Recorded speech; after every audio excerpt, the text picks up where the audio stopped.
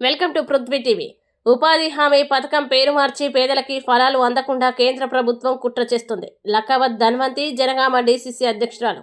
జనగామ జిల్లా డీసీసీ అధ్యక్షురాలు లక్కవత్ ధన్వంతి ఆధ్వర్యంలో కేంద్ర ప్రభుత్వం మహాత్మా గాంధీ జాతీయ ఉపాధి హామీ పథకం పేరు మార్పును నిరసిస్తూ నేషనల్ కాంగ్రెస్ పార్టీ ఇచ్చిన పిలుపు మేరకు సిద్దిపేట రోడ్డుపై ఉన్న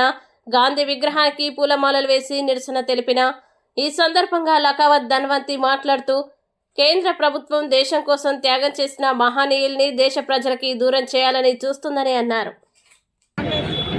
అధినేత్రి సోనియమ్మ అలాగే మన మన్మోహన్ సింగ్ గారు ప్రధానమంత్రి గారు ఆ రోజు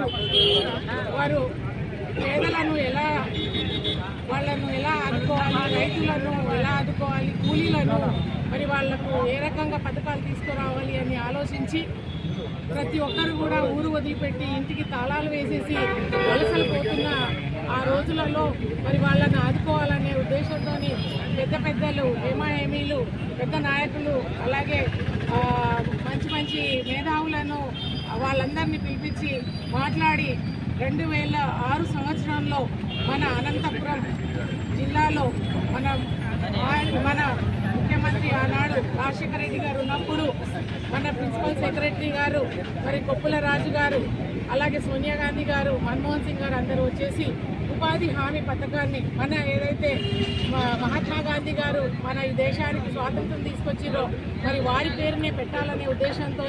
వారి అడుగుజాడల్లో ముందుకు వెళ్ళాలి, గ్రామ స్వరాజ్యం రావాలి అనే ఉద్దేశంతో మహాత్మా గాంధీ ఎన్ఆర్ఈజీఎస్ అని చెప్పేసి ఆ రోజు వారి పేరును పెట్టడం జరిగింది. ఆ రోజు మరి వలసలుగా కూలీలు ఎక్కడ దుబాయ్, ముంబై,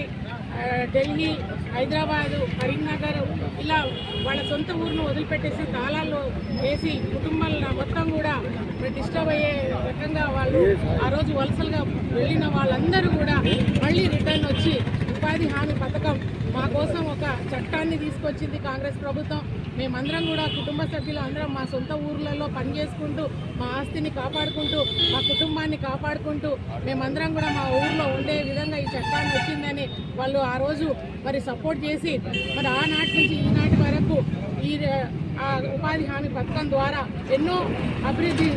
కార్యక్రమాలు వారు రైతులు మరి కూలీలు అందరూ కూడా ఎక్కడ కూడా కూలీలు లేకుండా ఈ మొత్తం సాచురేట్ మోడ్లో ఆ రోజు చేసిన మన ఎన్ఆర్ఈజీఎస్ మహాత్మా గాంధీ ఎన్ఆర్ఈజీఎస్ కార్యక్రమాన్ని మరి